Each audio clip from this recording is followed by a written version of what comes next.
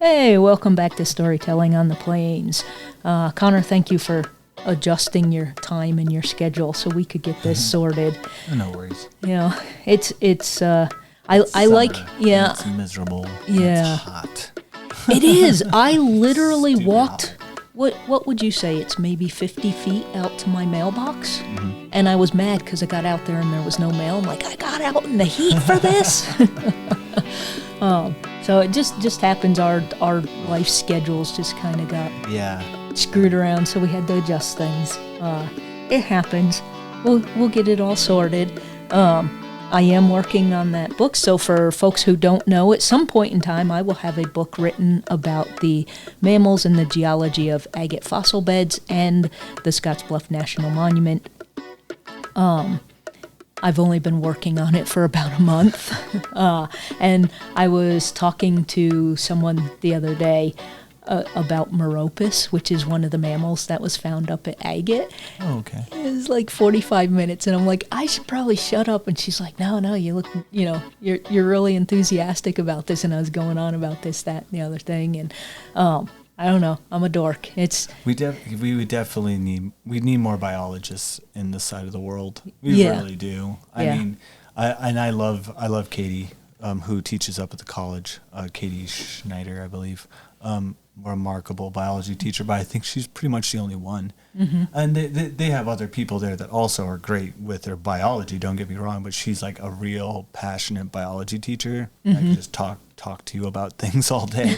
And we need more of that because, man, are they far and few. Yeah. Very far and few. And when I went to school and studied anthropology, I thought I was going to go on and get a PhD in paleontology, which is the field that I'm writing about right now. Yeah. And then I couldn't do the math and I couldn't do the statistics, so I switched to cultural anthropology, which is still super awesome and interesting, but it was still, I had the undiagnosed PTSD and the trauma, and I just couldn't do it. I barely made it through college.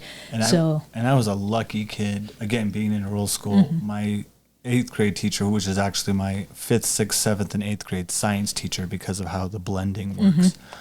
He's an amateur paleontologist. Oh. His son went on to become a professional paleontologist, but you go to his house and it was a museum. Yeah. And I still talk to kids this day who are baffled that I took a rock identification class in like the 6th and 7th grade, because that was just not heard of.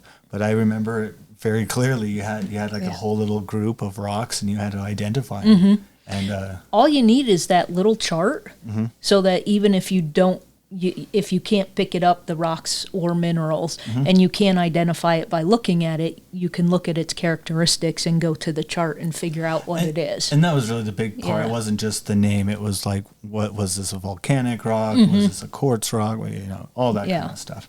And man, did he have a collection. And funny thing I remember about him is he was so strict. Always wore like a suit and tie. Always had a haircut, glasses, like a very typical science teacher from like the 70s. Yeah. And he retired a little after I graduated, and I saw him years later, and he had grown out his hair down to his shoulders. He doesn't wear glasses anymore. I think he got LASIK, and he just talks like a total hippie. At first, I didn't believe it was him. It was completely bizarre to see my teacher turn into a he's hippie. Like, all the teaching just released off his shoulders, just like, screw these kids. And he got super cool. Because I just remember him being so strict. He was just such a strict teacher growing up. It was so funny. But I was lucky to have paleontology as a teacher, because then once I went on to high school, I didn't have that anymore. So, I don't think they really. Yeah, even in high school. Yeah. I did biology, and my biology teacher in high school, Mr. Bogus, was really cool, but he didn't really get into rocks, because obviously that's not biology. That's geology, yeah. And geology really wasn't. I don't really remember that being much of a class. Yeah, they don't really cover geology that much in high school. It's more college, and it's a geography and geometry, but not. Yeah, but they don't get too much. Yeah, I mean, you'll get it in your science class, but it's like a week. Maybe 2 if you're lucky. So it's just kind of neat that I get to do things that I was once passionate about, and now I get to write it for the layman. So going back to your rocks, or your roots, rocks, my roots, your roots that turned into fossils. Yeah.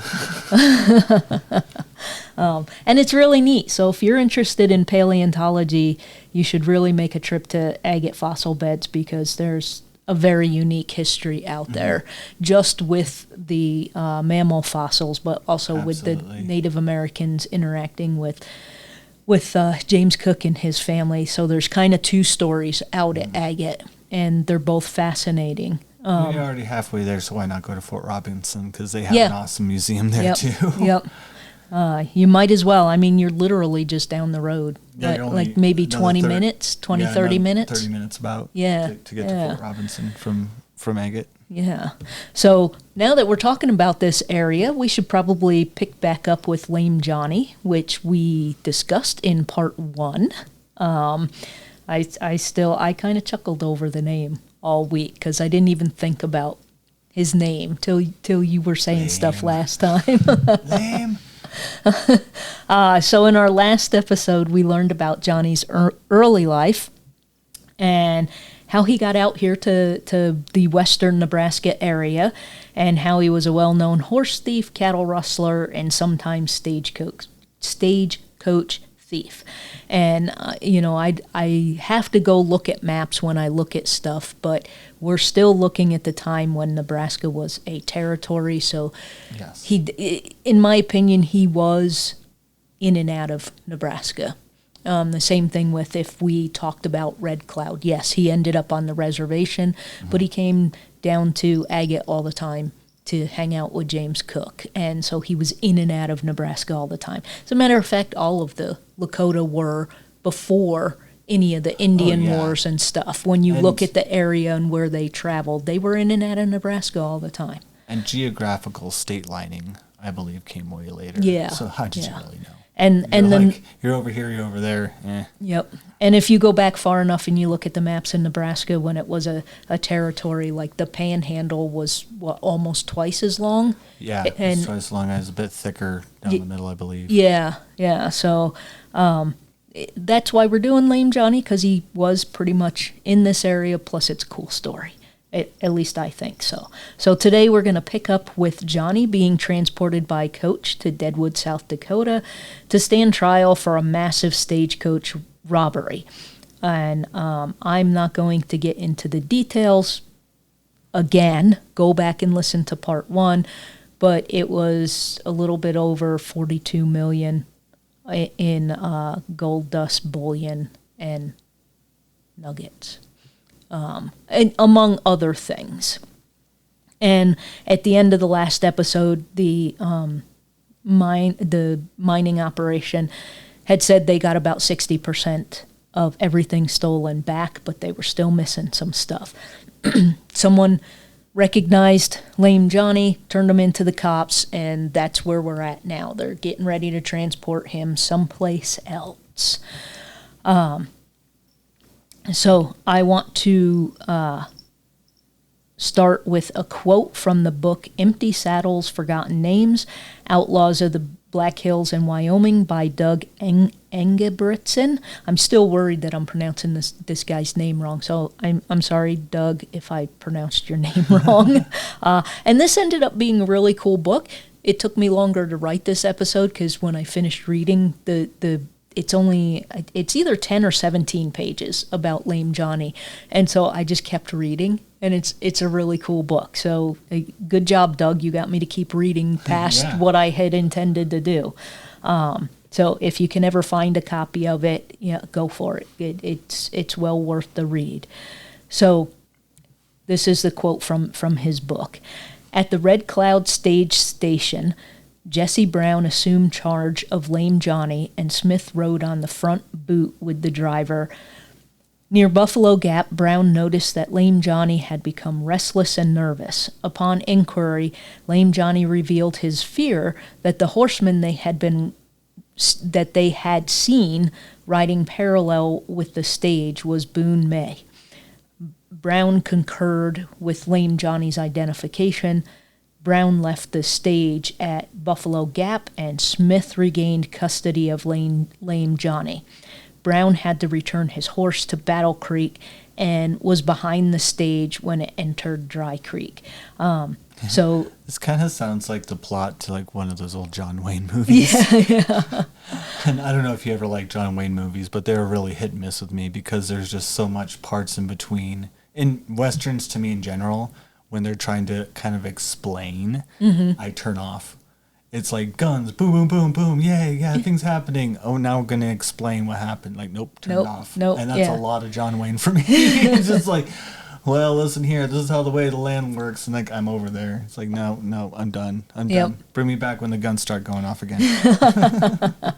Yeah, I was never a big fan of Westerns or John Wayne. So I grew up with family. With them, like, well, you know, just like I grew up actually more with Star Trek. I really wasn't grown up a lot on Westerns. That was my great-grandpa's kind of thing. But like my parents, my mom liked John Wayne, but I really remember growing up on like Star Trek, way more than anything else with Star Trek. So and my mom hated science fiction, so I had to sneak it, you know, when other people weren't around to watch it, and eventually.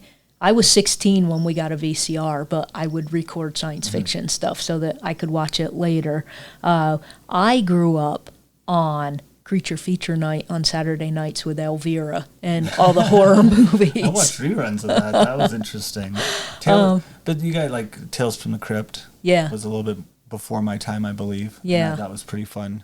I didn't get to see Tales from the Crypt when it first aired because it was on cable. And again, we didn't have cable till I was almost 17. So I missed out on that, but I did catch up on it later on. And, you know, Twilight Zone. Twilight Zone's not really horror, but... no, but some of them did get kind of scary, especially for me as a kid, because I do remember watching some, like, Nick at Night Twilight Zone episodes. And that kind of stuff, and they get kind of weird. Some of them were scary. There was that one with William Shatner where he was on the plane and he could see the creature out there on the plane. That one was creepy. And then the other one that I really remember well, and I can't remember episode titles, but you know, the aliens came to Earth and they're all friendly and they're like, you know, we would love to take you back with us. Da, da, da, and they eat them. Yeah, and then once once they're on there, they see the name, the Crotones. I think that's the name because their name was their species, and that was the name of the title. The Crotones, the Crotones or something. Yeah, I remember that one. That was weird. And I was like, holy crap, that'd make me think twice about getting in an alien ship if they ever showed up.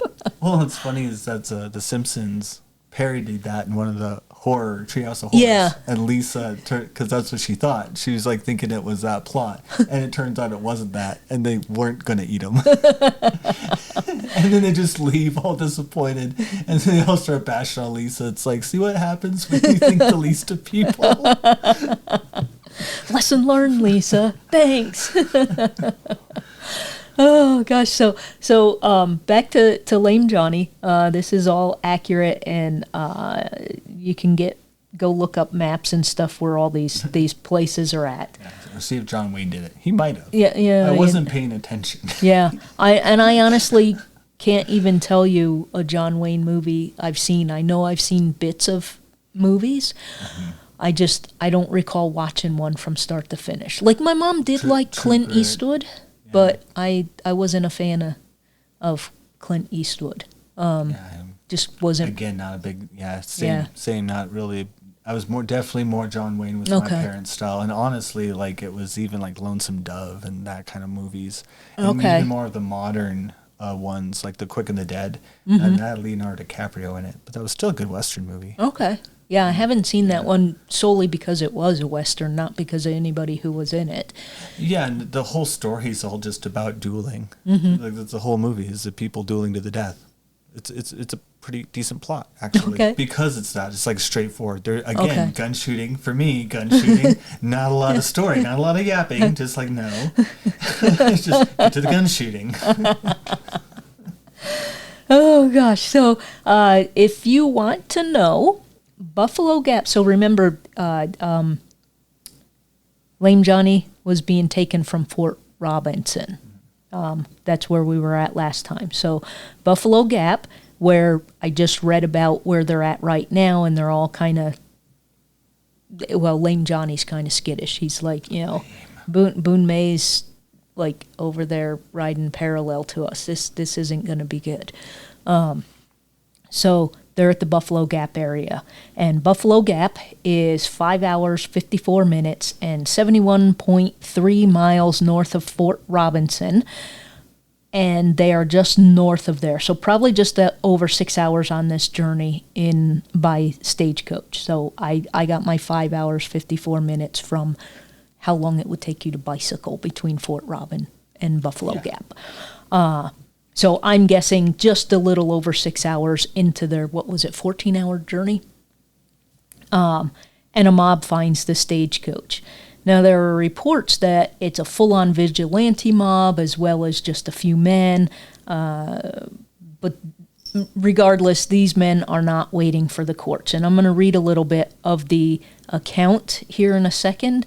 And I think it was somewhere between vigilante mob and few men. I think it was more than that. And from the accounts in the newspaper, it was more than a few. But to me, a mob is 50, 60, 70 people. And it was not that many. Not like a New York mob, but out here now. Yeah. You're lucky to get your couple cousins and your uncle who's passed out drunk. And if you get them all at the right time and feed them first, because they're not going to do anything until you feed them. Yep. So you got like a posse, not really a mob. Yeah.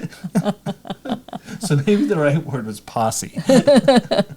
And if you remember, they did get some posses together to look for the gold and all the other stolen stuff and the folks responsible. So I think this probably was more posse than mob, but. Mm-hmm. Well, and because I always saw, especially out here, you had to get people that you could trust. It wasn't, and I do maybe stereotype this in New York a bit, like they were a bit more to the law of the city, to have a sense of like, I wouldn't know what you call it, like vigilance, like law carrying abidance and upholding it is a gentlemanly thing to do. Out here, I'm not so sure. Out here, I would think you'd really want people that you're going to trust, especially when it's going to get your money, and you have to trust them to give it back to you, or that they found it. It's because, goes right to my head. It's like, sure, as I'm like shoveling it in a hole. I never found it. He must have pat. Yeah. He must have like gotten into that somewhere. Or you got the gold bullion behind your back. I found 3 of the 4 of them. Exactly. And that's a very Nebraskan thing to do. So I wouldn't think it's a very big group of people. Yeah. So, of course, it's an angry mob, and they're yelling at Johnny. So I can imagine this is all a little chaotic, to say the least. So they want to know where Johnny stashed the treasure from the Homestake mine robbery, and no one really knows if Johnny answered or not, according to some sources. But according to this newspaper article, we're going to find that according to, I believe it was Smith, we'll get to it here in a second, he did answer some things. But I'm gonna go with, we don't know if his replies were lies or sarcastic, because it's just written matter-of-factly. And if you write it just matter-of-factly and don't make any indication that somebody's being sarcastic, it's kind of hard to tell sometimes And they didn't have TikTok then, so nobody filmed it. What we do know is it was published in his response was published in the weekly paper, and I'm going to read the entire article from the 5th of July, 1879 edition of the Black Hills Weekly Journal out of Rapid City, South Dakota, titled "Horse Thief Hung by Vigilante Committee. Lame Johnny has stolen his last horse." And this account is completely from Deputy Sheriff Smith, and he told the newspaper reporter. So you have to, was Smith telling 100% the truth, or was he making stuff up? I've read the news article 3 or 4 times. I think he was telling the truth. So I'm just going to read the whole article, and y'all can decide for yourself. So, Deputy Sheriff Smith of Laramie County, Wyoming, arrived in Rapid City on last Wednesday morning last Wednesday morning's coach from the South and reported that the night before the first INST period, and I'm not sure what that stands for, about 11 o'clock, a prisoner he had in his charge, variously called Lame Johnny, John Curley, John Hill, and John Langdon, but whose true name is believed to be John Wright, was taken from his custody by a body of masked men near Buffalo Gap and hung to the limb of a pine tree. Now, we also know that that wasn't his real name. They thought at the time his real name was John Wright, but remember it was Cornelius? Yeah, it's Cornelius. You really couldn't get off the John thing, could you? Yeah, I did. And I don't know where the Johnny thing came from, but I guess maybe it was a way to get away from Cornelius. I think it was more like a men in tights kind of thing. You just took a shit on everybody. It's like, oh no, from now on your name's John. Yeah, who knows? The affair took place at the crossing of Dry Creek on the very spot where the last stage robbery occurred. The driver of the stage was hailed by the leaders of the mob and ordered to stop. The mob consisted of about 8 men. Anyway, no more than that came in view, though, as the locality is marked by a dense growth of bushes, others may have been concealed. So there's speculation there, and I think some of it came from Smith that there might have been more. Stop, you're surrounded. Sir, there's only 8 of us. Shh, shh, no, shut up. You're surrounded. You're surrounded, Johnny. Get out. Get out of here. Shut up, Frank. We know there's 8 of us. Who invited you? There were in the coach at the Mr. Smith.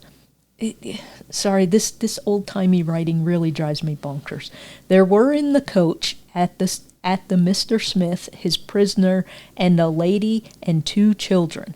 Mr. Smith said he knew from the beginning that they were not robbers from their general bearing and the manner of stopping the coach. They were scattered and evidently wished to avoid hurting anyone in the coach or being hurt themselves.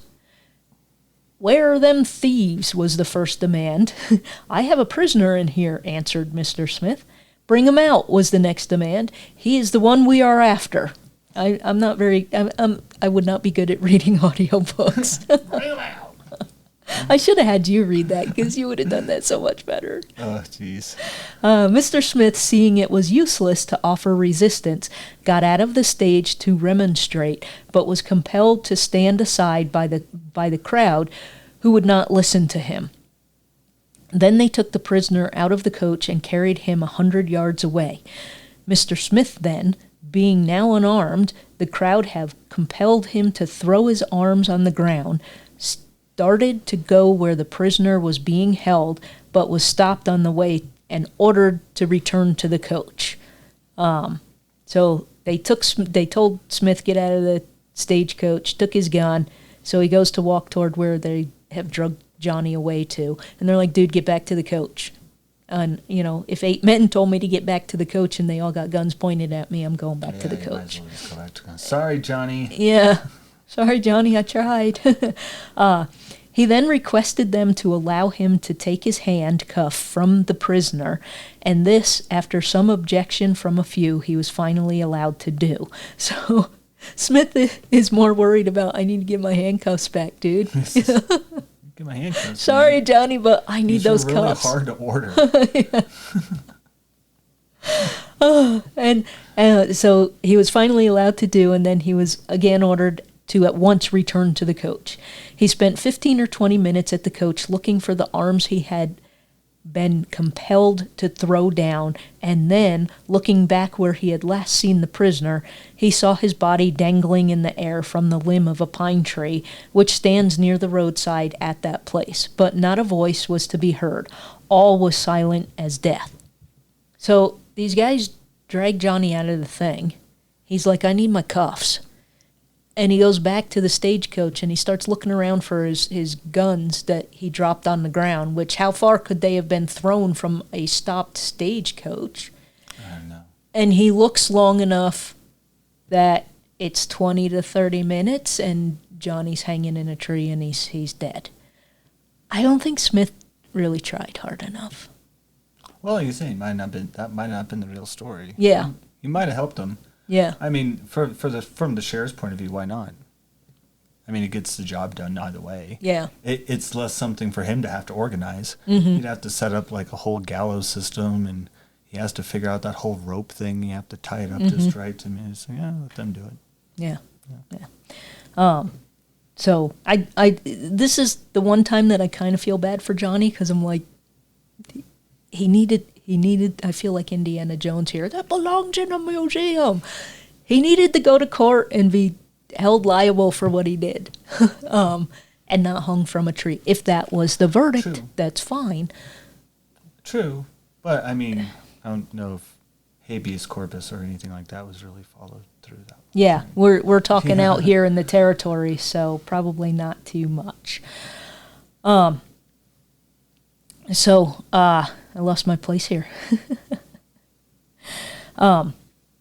The captors and executors of Lame Johnny had all left the tragic scene, and this ignominiously ended the career of one of who had been long known as a professional horse thief throughout the southern portions of the Black Hills.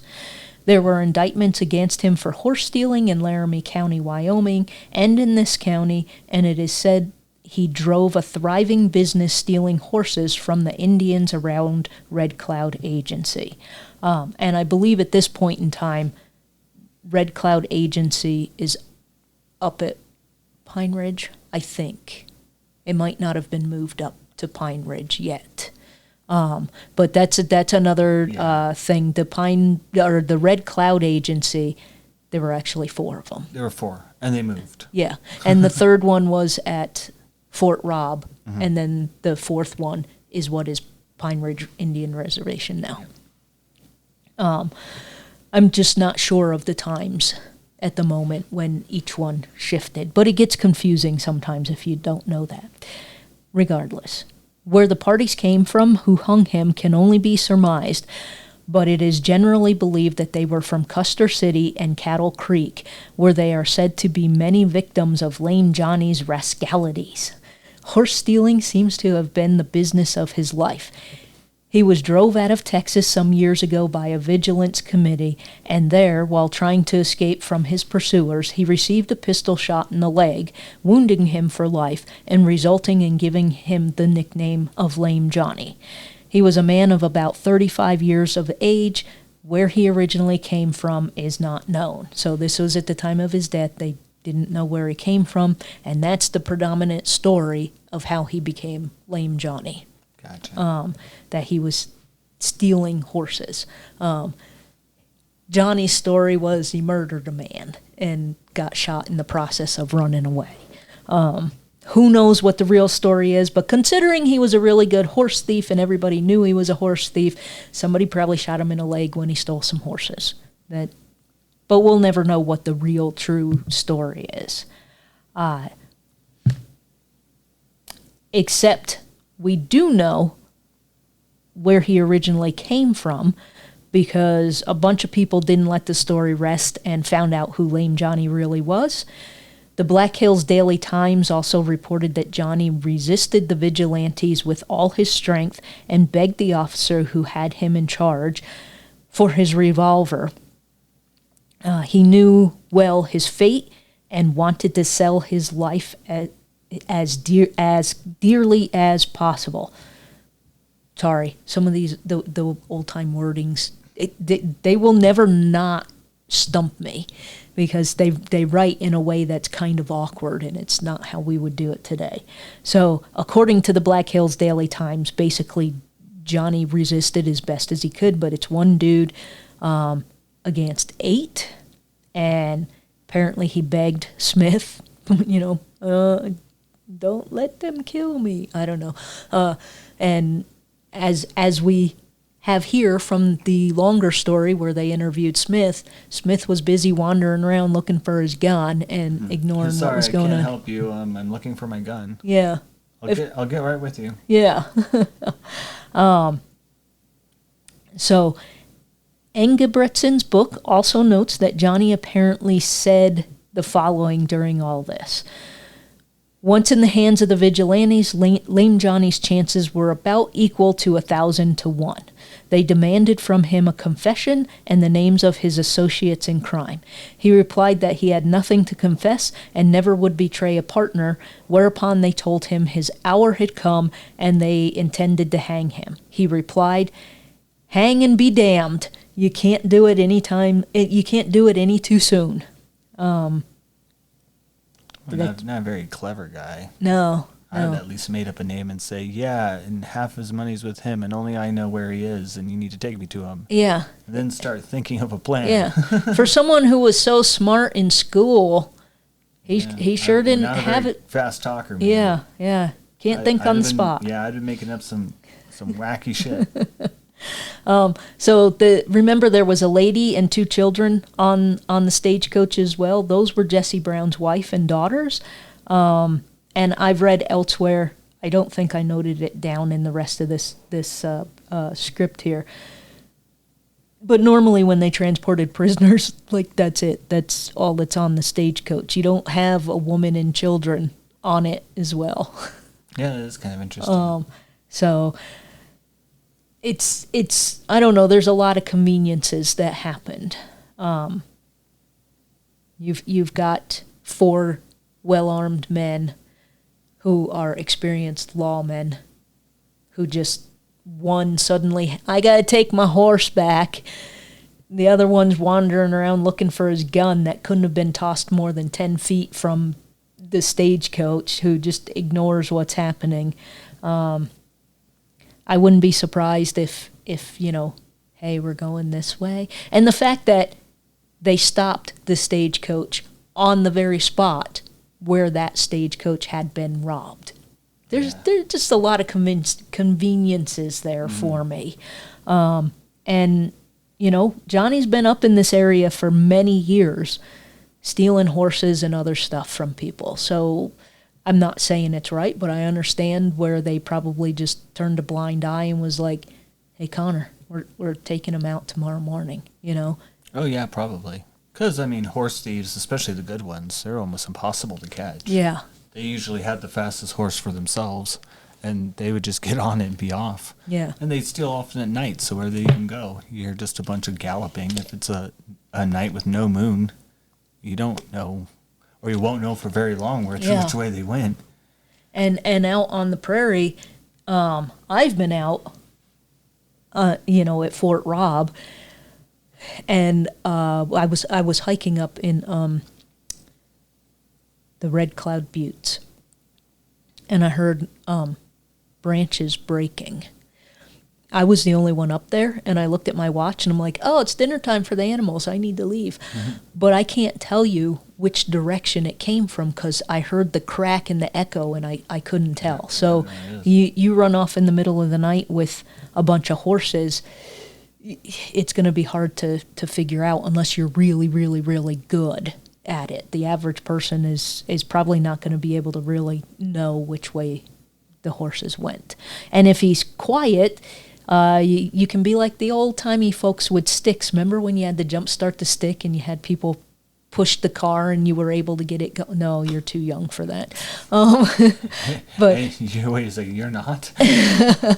There was a time where people would have stick shifts, and I drive a stick shift every day. But they're much the era where they had to put the crankshaft. Oh God, no, not that. No, not that far back. But like, you could put the car in neutral, and your friend, you sneak out of the house and steal your parents' car. And you have your friends push the car down the road. Yeah, and it pop into gear. And pop it into gear and get the engine going, and then your parents don't know you stole it. So maybe he stole the horses and they quietly walked away till they were a little distance away and then ran away. I don't know.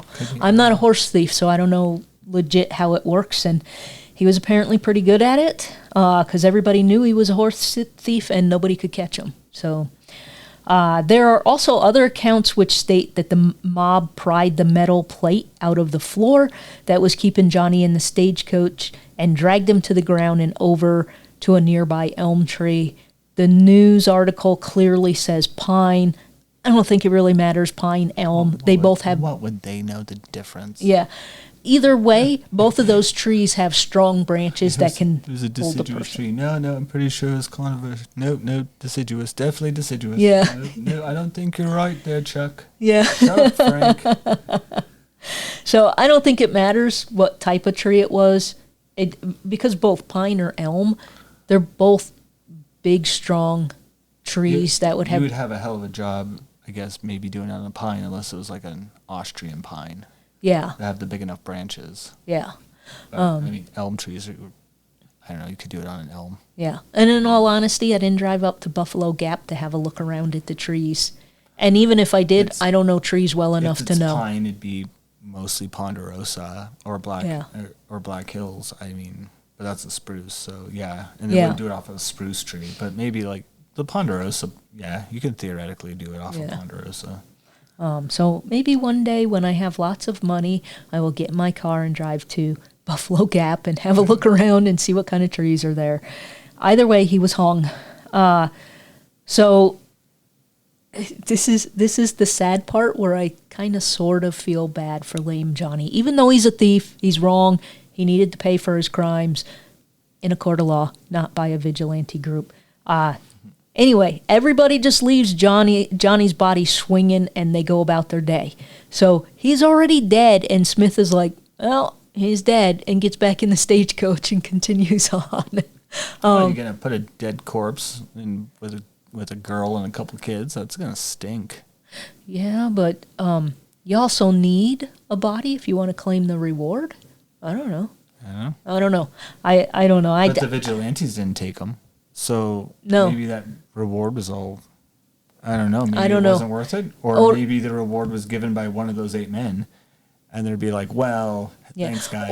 Or it could be a case, too, when he picked up Johnny to begin with and took him back to Fort Robb and put him in the jail overnight. Maybe he got his reward already. I don't know. I don't know. It's just, I don't know. It's the old softy in me that's like, all right, he's dead. Let's just take his body, proper burial, whatever. But they just left him there. The mob has disappeared, and Smith gets the stagecoach moving again. Presumably, he found his guns, and he's got his handcuffs. So Engebretsen's book again mentions that another group of people on a freight convoy passed by the next day and buried him in the shade of the pine tree or elm tree or whatever tree he was hanging from. A few days after that, a wooden epitaph was put on the tree, and it read, "Pilgrim, pause. You're standing on the molding clay of limping John. Tread lightly, stranger, on this side, for if he moves, you're robbed by God." And the epitaph that was engraved had God G-D. And this is just a little historical tidbit. Back in the day, you don't say you don't write his name out. So you put a dash there instead of the O, and you're still mentioning God, but you're not saying his name because they didn't believe you could say his name at all. It's a weird thing of Christianity, and very, very lazy epitaph writer just because he couldn't rhyme anything else with sod. Yeah.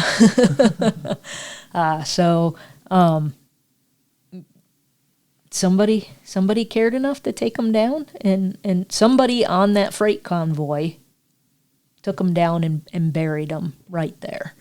I mean, I would have at least done that if I was Smith. I would have taken him down and buried him. Whatever. I wasn't there, and I don't have a time machine to do it, so there you go. But Johnny's terrible ending still isn't over, because you think, okay, he's buried there in the dirt. Someone put a little epitaph there, so you know that's where he's buried. There was a rumor that his head was missing. So several years later, some ranchers dug up Johnny and moved him to another location. His body was still shackled, and yep, there was no head. So I thought the sheriff got the shackles. No, he got the handcuffs. Remember, he was shackled to the floor of the stagecoach. I'm just guessing that the shackles didn't belong to Smith, just the handcuffs. So how are you going to fight and run away when you're still shackled around your legs. Yeah. Well, they could have botched the hanging. Yeah. Which is very possible if he was up too high and let the rope snap too much. There was actually, this was happened so much in England that they had a famous scientist, come up with this whole mathematical thing where they'd weigh you and do this whole mathematical calculation to make sure that, one, you wouldn't just gasp and would choke, your neck would actually snap, but it also wouldn't be too much force that your head would come off. Okay. Because that's what often happened, is the rope would actually cut off. This is, and not to confuse us too much, but it's another reason why we got the noose that we have, because most of your noose that you see, even in Britain films, is actually an American colony noose. It's not a traditional noose. Okay. And these people probably or maybe didn't know how to tie a true hangman's noose, so they would do what's called a British noose, which is literally a lasso. And that was one of the reasons why their heads were coming off, because you got the weight of the lasso coming up and popping their heads off. Again, it's really fascinating. You read up on it if you're interested in that kind of stuff. But I forgot I think he was French, that came up with a whole science of like how to properly hang people. And then later on in the American colonies, they made the noose that we all now know as a hangman's noose. That wouldn't have been used like in old England to hang the old prisoners. It would have just been an old lasso noose. Okay. So. Didn't know that. Yeah. Okay. I'm just going to add a caveat that Smith reported in the newspaper the next day when he was interviewed by the reporter that he was hanging. So if he was still hanging, he still got his head. He saw his head. Yeah. Yeah, you would think. So I went looking, and in his recollections titled Boss Cowman, Ed Lemon tells the story of a cowboy who worked for him. So Ed Lemon was a boss, rancher boss dude, and his book was named Boss Cowman. Boss Cowman. Yeah. Original. So, yeah. It's almost as good as Lame Johnny. Yeah. This is a cartoon. Lame Johnny, Boss Cowman. So Ed Lemon tells the story of a cowboy who worked for him, went and robbed Lame Johnny's grave. He took the skull, some gold teeth, and the high-heeled boot. Ed fired him and told him he needed to return everything, but that didn't happen. You know what? If I'm going to rob somebody's grave, and then I tell you about it, and you're like, dude, put it back, and you're fired, well, no, I'm not putting it back because I got gold teeth I can go sell now and have some money. Also, anyway. So 4 years after that, lightning struck the limb from which Lame Johnny had been hung, and it dropped to his grave. Interpreted by some as a signal from God that an innocent man had been hung, Lemon felt that if Johnny hadn't committed the crime he was hung for, he was guilty of enough others to warrant the hanging. It seemed to be the opinion of the majority. So this is why we have the justice system, people. Yeah. It's because we had idiots like this. Yep. It's like, well, God, but a lightning struck a tree. Well, yeah, so maybe that wasn't the right thing to do, but God. Yeah. So this dude that worked for Ed Lemon is supposedly the guy that stole the skull. Why? I mean, not that I would do it, but I can understand stealing the gold teeth. But why are you taking the whole skull? Probably because he needed it. It's not easy. Not that I know this. I couldn't imagine it would be easy to go into a grave, pick out somebody's teeth if he didn't have the right tools. So maybe he just took the head to get and was like, "I'll get the them right tools." Okay, would be my guess. Okay. He didn't bring a pair of pliers. In other words, wasn't very prepared. He just brought the shovel. He didn't think this through. No. But we don't know who actually took his head. The body of water near where Johnny was hung is still called Lame Johnny Creek, which kind of cracks me up that he got a little creek named after him. I'll forever known as Cornelius Donahue Creek. Yes. So this group of men removed the shackles and Johnny's boots before reinterring his body. So when they dug him up and moved him to a proper burial. His boots, which revealed one high heel because of his lame leg, was on display in a store in Buffalo Gap until a fire in the late 1880s destroyed the store and the boots.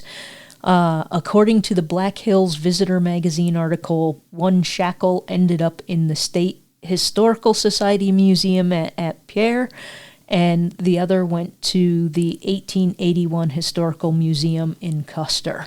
Oh, I've been there. Probably went past it. Yeah, so I'm like, you probably walked right past one of the shackles. I've been to that museum. Yeah. See, now you got to go back, and I have not been to that museum in Custer, so I guess I need to. It's not a very big one. Okay. It's kind of like the Borgum Museum. It's very small. Oh, okay. Or like the Gold Mine Museum in Lead. They're not like terribly big places. Okay. Just kind of places where you see some stuff, learn some stuff. Yeah. Well, now I need to go and see a shackle. Yeah, see a shackle. So what happened to the gold? Remember, they originally went and grabbed them because they think he's involved in this big heist, and they're still missing some of the gold.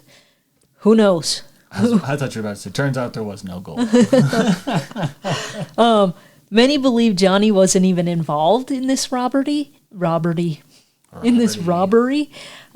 He was guilty of other crimes, but we don't know if he was truly involved in this one.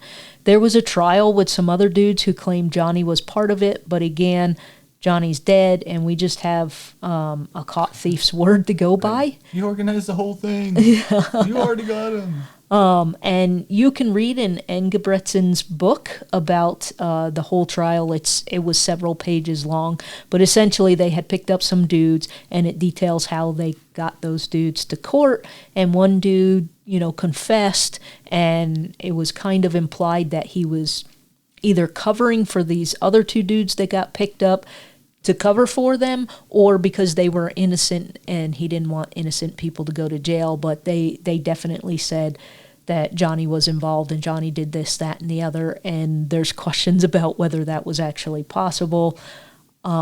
We would just be here another 4 hours if I went into that whole thing. So it's still up in the air when you read all the evidence whether he was involved or not. So some suggest that Johnny was an easy scapegoat.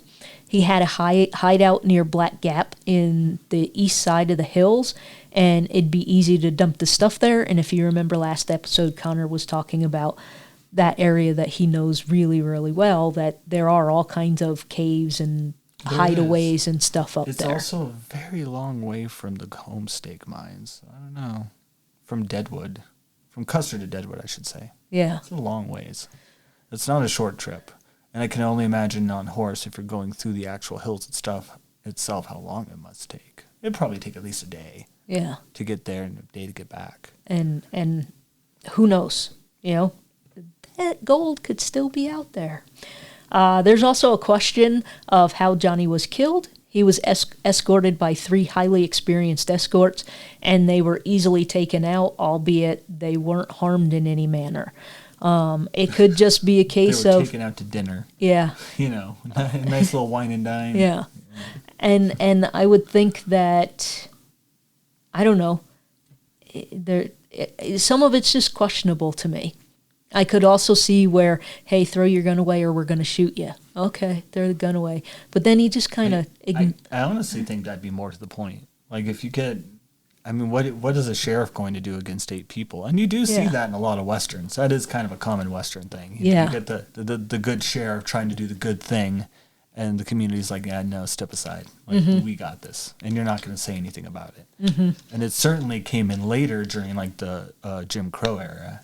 And that definitely happened. Yeah. And so, I could see it. And we also don't know the complete history between Smith and Johnny, and maybe Smith had been trying to catch him for a long time, and he's like, I don't have to deal with this dude anymore. I'll just let the mob take him over there and let him swing from a tree. So Brown had said many years later, he tried to ride closer when the fracas started, but voices from the bushes warned him not to. And if you remember, Brown had he was like, I gotta take my horse back. But then he hears a fracas, and he's, I should probably go try and stop whatever's happening. But people in the bushes tell him don't go there. So he doesn't. He just kind of isn't involved at all. He left. But remember, his wife and daughters were in the stagecoach. So again, what Don't was? Don't worry, you won't be harmed. You're women. Yeah. Just stay quiet. Yeah, you're women and 2 little girls. You'll be fine. Which turned out to be true, I guess. Yeah, as far as we know, right, they came back unscathed. Yeah, they just weird. wanted. Weren't they not interviewed? What about the woman? I couldn't Did she find. not see anything? This whole thing came out in front of her, and she's just like, "Oh dear, my purse." Yeah, I couldn't find anything about her, but apparently they just came. They wanted Johnny. They pried up the boards where he was shackled to and drug him away and hung him from a tree and let everybody else go. Like, oh, good, he stunk anyway. Come, kids. You got more room now in this coach. There's a hole in the bottom of the stagecoach, so be careful, but you're good. And remember, this was about 6 hours into a 14-hour ride, so they got a ride for 8 more hours in this broken stagecoach. Yeah, it's not a... Yeah. So Johnny was also an opportunistic thief. This robbery was well planned out. His education might suggest he's capable of such a crime, but he had never attempted anything this big. He was always, an opportunistic thief. He was like, hey, there's some horses, I can steal those. Or, oh, hey, I just heard that stagecoach down the road has 15 people in it. I'm going to go rob it and take all their money. He was never planning big things like this. Could he have done it? Sure. But could there be another guy that got shot in the leg and uses the name or got titled a similar name? Yeah. Probably. Yeah. So many years after all of this happened, people began speculating that Charles Kerr, a former scout for General George Custer, was the Homestake robbery's mastermind. His life was ended by vigilante justice as well, and was hanged at the Jenny Stockage in Wyoming. So we're not covering Charles Kerr, but there's a whole other rabbit trail you can go on down there. You really take thieving really seriously. Yeah. This was also, by the way, at the times where across the world, not Britain. Britain wasn't doing much better during this time. They were hanging and killing plenty of people. But if you were in Mongolia, which is a horse, thriving nation, as far as I remember, they just chopped off your hands. Not pleasant, but they wouldn't kill you, at least not right away. Yeah. So. They chop your hand off so that you could still be somewhat productive in society, and that's supposed to teach you a lesson that you don't do it again. They didn't go full throttle. Yeah. Let's just hang you. But, I mean, America, to this day, is, unfortunately, a more expendable place. Your life, I don't think, is as much worth as people think it is. As far as if you do, and just as an example, we're one of the only countries that still try kids as for life if they're crimes are heinous enough. I actually think that was recently overturned by the Supreme Court, but we've done it for a lot longer than everybody else, and we still have capital punishment, and a lot of countries don't have anymore. That anymore. So we've always taken, our criminals, not a lot of compassion. Yeah. Some others who were involved in the robbery were also lynched, and some more gold was recovered. Today, there are still at least 2 gold bars out here somewhere. The smallest one is worth more than $100,000. I would love to just be out hiking one day and trip over it, because I would not tell a soul, because I guarantee as soon as that got known, that gold would never be yours. You wouldn't get a dime of it. There's so many squatters' rights and things about that. I mean, if you just look at the history of treasure hunting in general, it If you find something like that, if it has been found, you're probably a smart person. You sat on it, melted it, divided it a bit, distributed it properly. Not that I'm telling guys to get away with this crime. Yeah. and if you are a professional treasure hunter, you're usually funded by someone who's wealthy, and you've got a contract that I'm looking for so-and-so's gold worth $100,000. If I find it, I will be paid X dollars, and that's all you're going to get. Well, and if it's from the homestake, that is still a place. I don't know how much of that is still a company that could still claim the rights to that gold because it was technically stolen from them. Yep. So I don't know. I don't know how that works. As I say, don't tell anybody. I wouldn't. Don't tell someone. So Johnny isn't completely forgotten today. Lame Johnny Creek is a stream in the U.S. state of South Dakota. It is mostly located in Custer County, with its mouth located in northern Fall River County. Its mouth is located at the Cheyenne River, which itself flows into the Missouri River about 130 miles downstream. Parts of the river are located in Custer State Park. So that's a big, wide area where you could go looking for some gold. I wouldn't. You'll find snakes. Yeah, I'm not going either. And if you want to try and look for the treasure yourself, well, you can. Here's some clues from the interwebs that I found. U.S. Highway 85 leads Deadwood, South Dakota, heading southwest, winding its way through Cheyenne Crossing and then into Wyoming. Highway 85 then turns south and heads straight to Cheyenne, following, for the most part, the old stage road, passing close to Jenny Stockade near Newcastle and continuing south to Lusk, the home of the famed Stagecoach Museum. The treasure is said to be buried somewhere near the old Canyon Springs station. Canyon Springs was a relay station located in Beaver Canyon, about 37 miles south of Deadwood. Of course, the gold could be anywhere between there and, say, Buffalo Gap.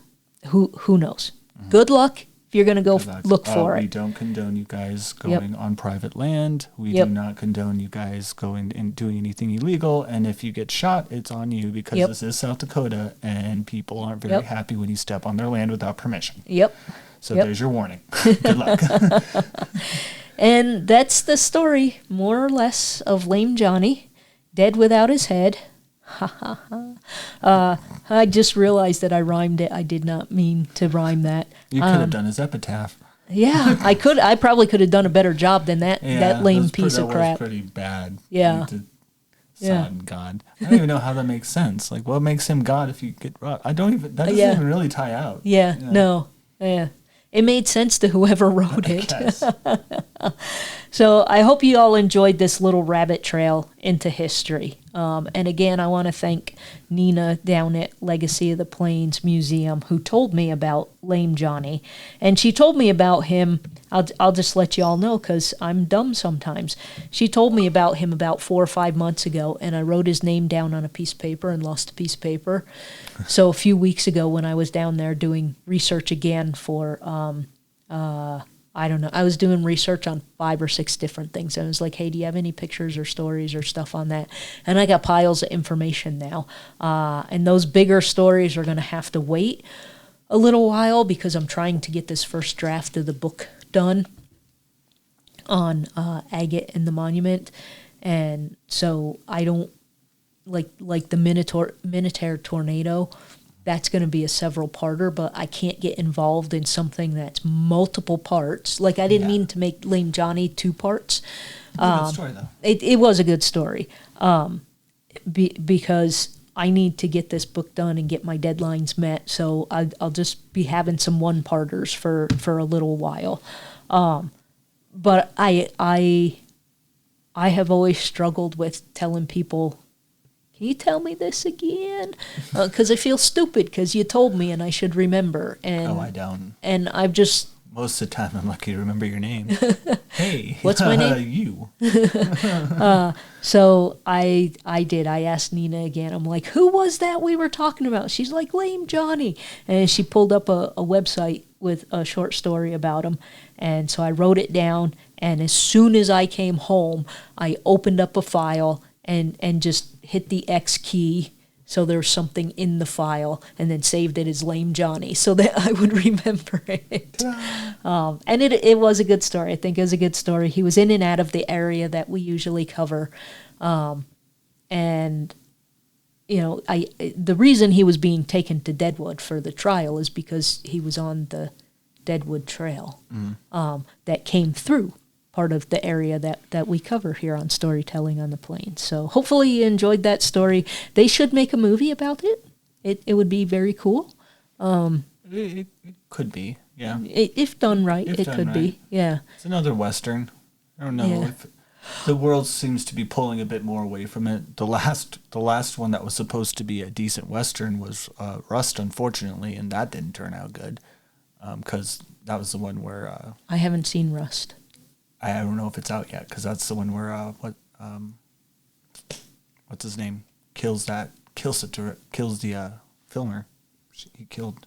Oh, Alec Baldwin. Yeah. Oh, where that was the last like Western movie I saw the previews for, and then after that, it almost kind of had a taboo against Westerns in general because I haven't seen a whole lot of them after that. And I just don't. I mean, I get you want authenticity in a movie. But we have the technology today where you don't need the fire blanks. Just that's a whole other thing. Yeah, that whole trial, that whole thing is it gets right back to Bruce Lee's son. I think Jet Li. Yeah, Jet Li. No, not Jet Li. It is Bruce Lee. Jet Li is somebody different. No. But Bruce Lee died of a heart attack. Jet Li got shot. Jason. Jet Li is a different dude. Yeah, not Jet Li. Bruce Lee's son is something Lee. Brandon, wasn't it Brandon? I know what you're talking about, but yeah, the Crow. He played the Crow. If you guys ever watched The Crow, it was that movie that he got shot on. Again, it's supposed to be blanks. It wasn't blanks. He got shot. So it's kind of a similar situation. Yeah. And there was, and in the 80s, there was a TV series it was a hit TV series at the time, but John Eric Hexum was messing around with a gun that was supposed to have blanks and put it up next to a skull. And yep. I remember that too. So, guns in general, kind of. Oh, I don't even know. I wouldn't judge any movie that just has dudes pulling the triggers and dubbing the sounds in later. Let's do that. That way we know nobody's going to get shot and killed. I'm totally okay with that part being fake. Yeah. That's just me though. That again, yeah. But that whole incident has definitely, I think, put a cap on the whole Western thing. And we've also, it's the 250th, so a lot of things I've seen are patriotic-esque movies. Again, like we talked about the Odyssey, kind of patriotic in a way, but they did one by George Washington now. Okay. I don't know if you heard of that, but they're doing like George Washington's whole story, fake or real, whatever, however you portray it. It's supposed to be somewhat close to a story, but Hollywood, they're probably not going to do a very good job. No. They'll have him chopping down a cherry tree. I actually think there was a scene where I saw him freaking cutting down a cherry tree. It's just like, fucking A. Or chopping down a tree. Yeah. And they also did one recently on Ben Franklin, which wasn't actually too bad. Wasn't terrible. Yeah. But I think that's the 250th American vibe right now. Yeah. So we'll get back to Westerns. Maybe we'll get back to Lame Johnny. Yeah. Yeah. So hopefully y'all like Lame Johnny. I thought he was a pretty interesting story, so there you go. Whether you thought it was interesting or not. Interesting or lame. Yeah. Yeah, you might have thought it was really lame. So come back next time.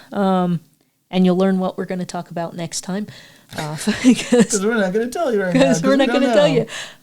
Yeah, that's actually true. I have 2 episodes that I want to do back to back because both places are near each other.